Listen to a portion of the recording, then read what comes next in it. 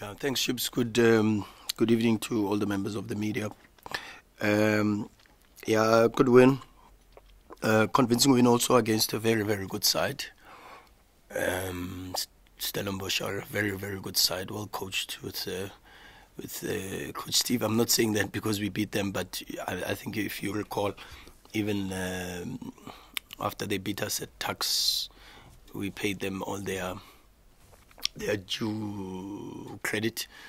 And again, I have to say, very, very difficult team, very quick on transition with Adams, with Mendieta, particularly Basadine, and then when they went to the back three today, you could see. But excellent from us. Andile Jali, exceptional. Tebza very, very good today. Tactically, probably the best player on the pitch. And then the numbers back you up, you know, against a team like this, and you give zero big chances. They only had 9 box entries, and we had so much control, even from apart from maybe 45th minute in the second half to about 55. But very, very good performance and good reaction from the team.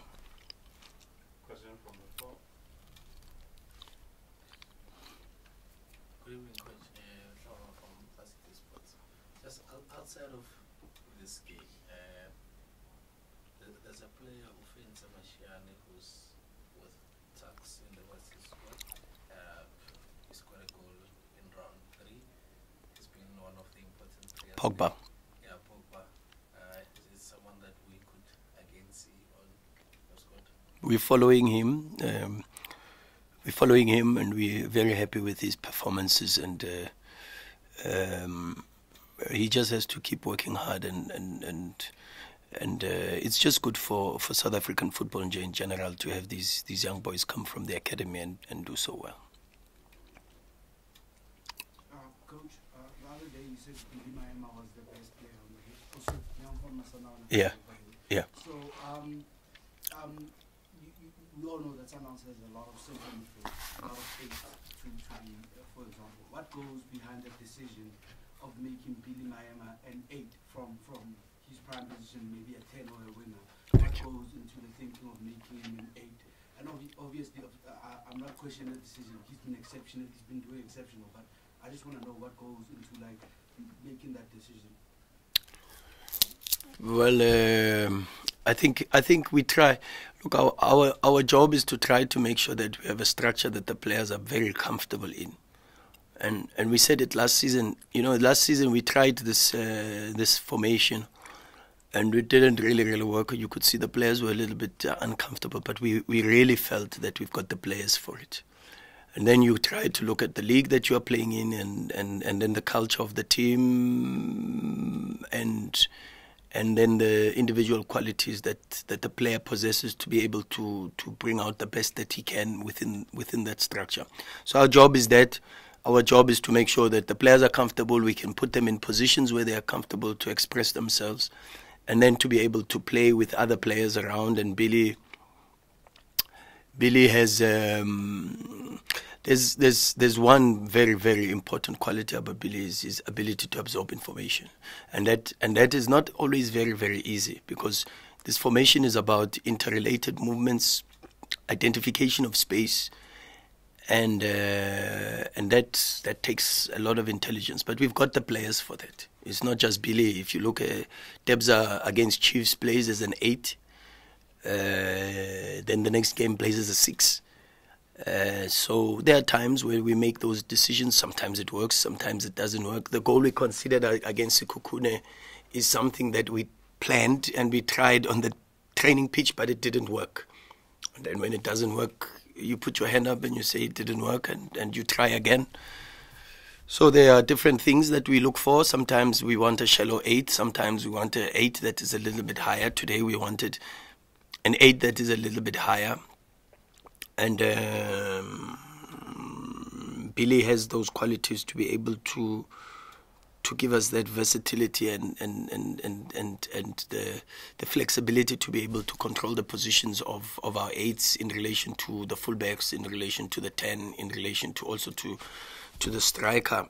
and it's not an easy thing to do, but that just speaks about the quality of the players. I always say to you, the game belongs to the players, and Billy, like all the others, Sipho Mbule comes in as an 8, does very, very well. Debza plays as an 8, does very, very well. AJ was very good today as a 6, very good against Chiefs as well as a 6. Mshishi, for all the criticism, is a player that on top of the diamond you need. You need a Tembazwane player, because like I said to you, it's about identification of space, and Mshishi knows how to identify the space. If you look at how many times we can find the feet of the striker, it's because the 6 has been removed. But you need the 10 that can remove the 6, you know, and sometimes those things are not very, very clear to the eye. Thanks, congratulations, Coach. Thank you. Sure, this is Great golden debut for Allende. But I saw that he was wearing jersey number 11. Could be wrong. Last time it was Chemit. What is the situation? I'm the wrong person to ask. The club will give you the information on that, but you ask me about why he played as a 10 and what are the movements that we need and how do we. That's beautiful. The administrative things, wrong person to ask. Sorry. Well, the club has not said anything, so therefore everybody that is here and registered for Sundowns is here. A lot of numbers have also changed. So you've seen different numbers also on different players, but we haven't asked that question before. So Rushin, I think, is wearing a different number. I think Debza is wearing a different number. Yeah, so. I think that's because some of the players who used to wear those numbers are no longer here. Yeah, but some of them are also still here. So that's the thing. But the club will make that communication. There's still some time. The club will make announcements in due course. I also want to ask you a club story. Saavedra arrived with much aplomb, then he had that horrible injury in Egypt. What's his situation? And is Safranco still part of your plans? The easier one is Safranco to answer. The club will also make an announcement on that, but it is looking like there will be some movement on that space. But because of the delicacy of the situation and also because Pavol is such an incredible human being, it's better to do it the way that his personality would deserve, the professionalism that it deserves, and the club will treat him just like he's treated the club, which is with respect, with dignity, and I think it would be unfair of me to comment on it in this platform before the club addresses it. Saavedra, today he played a friendly match. He played 45 minutes in the friendly match without any discomfort. And he is also on his way to participating full-time in first team activities in official matches. Coach Ernest from Kickoff. Sure, Ernst. Going back to the number 11, this game scored a beautiful goal. Maybe just to share with us more about him. What is he gonna bring? What is he bringing at Sundowns, and also Bongan Zungu? How far is he into getting to fitness and ready to play? Easier one also. Bongs is also coming, missed preseason, which is a little bit difficult, but also participated in the friendly today, played 30 minutes today in the friendly without any discomfort. Told the fitness coaches that he could go even for 45, maybe even 60, but we are very, very conservative with that because we know what he can do, and we will work in that space to try to also get him ready like many of the other players. So exercise a bit of caution. Allende, of course, we are excited. Same thing with Nasir, but as I said, also with Nasir, Allende, 23 years old, South American, different environment, different style of play, different opposition. The league is a little bit different. So again, I plead for a lot of patience, lot of time. He needs to get used to the culture of the club, the expectations, the way we do things here. We do things a little bit different to how things were done for him in Chile. And then great potential, but needs time for adaptation, needs time to adapt to the culture, to the way of working. I mean, the food is different, the way we speak is different, the game here is different. So we need to be very patient with the new players. But like I said, even with Nasir, huge compliments needs to go to the club's management for the recruitment, and bringing a player like Allende to the club is not always easy, because we talk about a player that is a full Chilean international, and when you know what type of players play for that national team, then you know how difficult it is to be in that national team. And because it's very difficult, it then means that you've got to have a certain level from a technical perspective to be able to be in that space. And then for sure that looks at the profile of the player that is here. And huge compliments to Fleming, to Brastan, to the chairman, and you guys for very good work behind the scenes. So, as a follow-up to the Allende one, what becomes a selling point for Sundowns if you're getting a Chilean international, who's playing at a league that many can consider to still also be up there, but he's still coming here? What is the selling point for Sundowns to say coming, not just for him, Saavedra, okay, maybe Nasir, because the PSL is a bit lucrative on the continent, and also you've won the league. Coach Steve Barker here says that you win the league again this season. No, but no league has ever been won, ever been won after match day 5. No, I'm not saying this one. Oh. I mean, you're the defending champion. Okay, let me just rephrase. You are the defending champion, won the last 5 times. I mean, obviously, you would like to win it again, but what would make you happier with the kind of squad that you have, the arsenal that you have? What would make you happier? What would make us happier is to play this way for 90 minutes, 96 minutes, if must be. A lot more consistency and a lot of work. So we want to be a better team than last season, and for sure, that's the desire, that's the goal. We want to win every single match, and that would make us happier, because that would make the supporters happy. And we live for that space. We want to make our people happy, and as long as our people are happy with not just the performances but the results, then we are happy, and we go to bed with smiles on our faces.